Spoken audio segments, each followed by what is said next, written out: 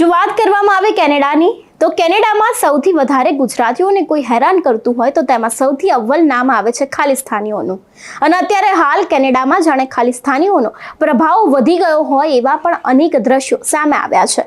શું છે સમગ્ર વાત અને કેનેડામાં શું હજુ વધારે ખાલિસ્તાનીઓનું સમર્થન વધશે કે કેમ તે દરેક વાત કરીશું આ વિડીયોમાં। નમસ્કાર, હું હંસિની અને તમે જોઈ રહ્યા છો નિર્ભય ન્યૂઝ। કેનેડામાં દિન બ દિન તેની હાલત પણ હવે બગડતી જાય છે। કેનેડામાં ટ્રુડો સરકાર છે તે વિઝાને લઈને અનેક નવા નિયમો લાવી રહી છે। ગઈકાલે પણ આપણે જે પ્રમાણે વાત કરી તે પ્રમાણે વર્ક પરમિટના નિયમમાં પણ હવે મોટો ફેરફાર આવી ગયો છે। આની પહેલા પણ અનેક વિઝાને લઈને જે નિયમો છે તેને બદલાવવામાં આવ્યા હતા અને હવે આ બધાની વચ્ચે ક્યાંક નામ આવ્યું છે ખાલિસ્તાનીનું। ખાલિસ્તાનીનું નામ એટલા માટે પણ ચર્ચામાં આવ્યું છે કારણ કે ગુજરાતીઓને હેરાન કરવાના હોય અથવા તો પછી કેનેડાના લોકોને જ હેરાન કરવાના હોય તેમાં ખાલિસ્તાની જેટલા પણ લોકો છે તેનું નામ હંમેશાથી ચર્ચામાં રહ્યું છે। કારણ ફક્ત એટલું જ છે કે કેનેડામાં ખાલિસ્તાની લોકોનો પ્રભાવ છે તે હવે વધી રહ્યો છે અને તેની સામે કેટલાય લોકોએ વિરોધ પ્રદર્શન કર્યું હતું। તેમ છતાં પણ કેનેડાનો એક વિડીયો વાયરલ થયો છે જેમાં સમગ્ર રોડ ઉપર ખાલિસ્તાનીઓનો પ્રભાવ દેખાવી રહ્યો છે। ત્યારે સૌથી પહેલા તો આ વિડીયો જોઈએ અને આ વાયરલ વિડીયોમાં ખાલિસ્તાનીનું કેવું પ્રભુત્વ છે તે પણ જોઈએ। અહીંયા વાયરલ વિડીયો 2 વાર ચલાવજો તમ તાર। Portia, like, share. This is our country. Sorry. We are owner of this country. We are...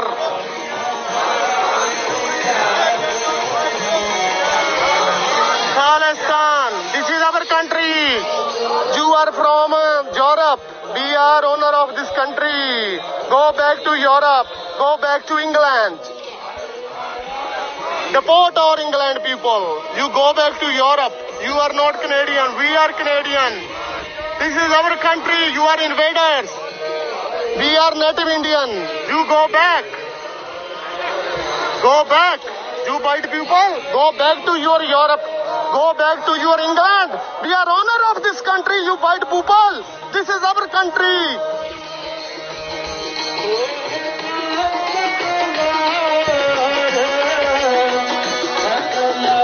This is our country, our land. You come here from Europe and England. Go back. Go back, Simon, go back. You go back. You go back, white people. Go back, go back. This is our country, our land. You go back, England. White people, go back.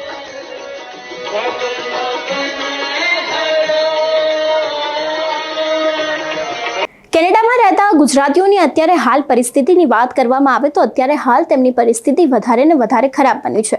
એક બાદ એક વિઝાના નિયમો બદલાયા છે। આ બધાની વચ્ચે ગુજરાતીઓ માટે ત્યાં વર્ક પરમિટના પણ જેટલા પણ નિયમો હતા તે પણ હવે બદલાયા છે। એટલા માટે ટ્રુડો સરકાર છે તે હવે ભારત માટે ક્યાંક કઠોર વલણ કરતી હોય તેવું પણ દેખાઈ રહ્યું છે। આટલું જ નહીં, અમેરિકાથી જેટલા પણ વિદ્યાર્થીઓ કેનેડામાં ગયા હતા તે લોકો માટે પણ અત્યારે હાલ મુશ્કેલી એટલી જ પડી રહી છે કારણ કે જે પ્રમાણે ડિપોર્ટ કરવામાં આવી રહ્યા છે કેનેડામાં ઇમિગ્રેશનની સિસ્ટમ અત્યારે ચાલી રહી છે એ પ્રમાણે કદાચ અનેક એવા ગુજરાતીઓ છે તે લોકોને પોતાના વતન પાછું આવવું પડે તેવી પણ શક્યતાઓ દેખાઈ રહી છે। આવા અનેક એવા કિસ્સાઓ સામે આવ્યા છે જેમાં અમેરિકા હોય કે પછી કેનેડા હોય ત્યાંથી અનેક એવા ગુજરાતીઓ પાછા ફરી રહ્યા છે। અને જો પેસિફિક કેનેડાની વાત કરવામાં આવે તો કેનેડામાં અનેક અત્યારે એવા દ્રશ્યો સર્જાય છે કે જેમાં ગુજરાતીઓ પોતાના વતન પાછું આવવું પડે તેવી શક્યતાઓ દેખાઈ રહી છે કારણ કે વિઝાના નિયમોમાં બદલાવ આવ્યા છે પરંતુ નવા નિયમ કયા આવ્યા છે હજી સુધી કેનેડાની સરકાર દ્વારા બહાર પાડવામાં નથી આવ્યો। એટલા માટે ત્યાં રહેતા લોકો પણ અત્યારે મૂંઝવણમાં છે કે અમારે વિઝાને રિન્યૂ કરાવવા હોય તો કેવી રીતે કરાવી શકે અથવા તો તેના માટે કોઈ કામ કરવું હોય તો કેવી રીતે કરાવી શકે તે માટે અત્યારે હાલ દરેક લોકોની મૂંઝવણ છે તે વધતી જાય છે। આ બધાની વચ્ચે કેનેડા દ્વારા કોઈ ઠોસ નિર્ણય લેવામાં નથી આવતો અને વધુ ને વધુ કેનેડા અને ભારત વચ્ચે જે સંબંધો છે તે વણસી રહ્યા છે। અને જો વાત કરવામાં આવે અત્યારે કેનેડા અને ભારતના સંબંધોની તો આની પહેલા પણ ભારત અને કેનેડા વચ્ચેના સંબંધો બગડ્યા હતા। એકબીજાના રાજદૂતોને પાછા બોલાવવામાં આવ્યા હતા અને આ બધાની વચ્ચે ત્યાંના જેટલા પણ હિન્દુ પ્રોગ્રામ હતા તેને રદ કરવામાં આવ્યા હતા। હવે જો વાત કરવામાં આવે ભારતીયોની સુરક્ષા વિશે તો ત્યાં ભારતીયોની સુરક્ષા પણ રહી નથી। ત્યાં ખાલિસ્તાનીઓનું પ્રભુત્વ વધતું જાય છે અને દિવસે ને દિવસે તેમનું પ્રભુત્વના કારણે ક્યાંક ગુજરાતીઓને અને ક્યાંક ભારતીયોને નુકસાન પહોંચતું હોય તેવા પણ અનેક એવા કિસ્સાઓ સામે આવ્યા છે। આની પહેલા પણ કેનેડામાં આવેલા હિન્દુ મંદિર ઉપર હુમલો થયો હતો અને તેમાં પણ ખાલિસ્તાનીઓ જોવા મળ્યા હતા।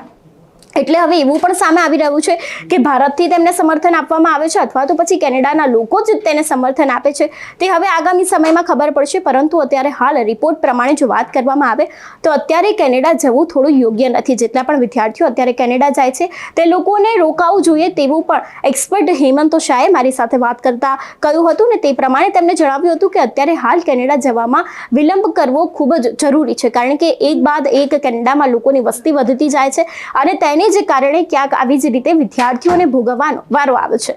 ત્યારે આ વિષયને લઈને આપનું શું માનવું છે અમને કમેન્ટ કરીને ચોક્કસથી જણાવજો. સાથે જ નિર્ભય ન્યૂઝને લાઇક, શેર અને સબસ્ક્રાઇબ કરવાનું ભૂલશો નહીં. નમસ્કાર.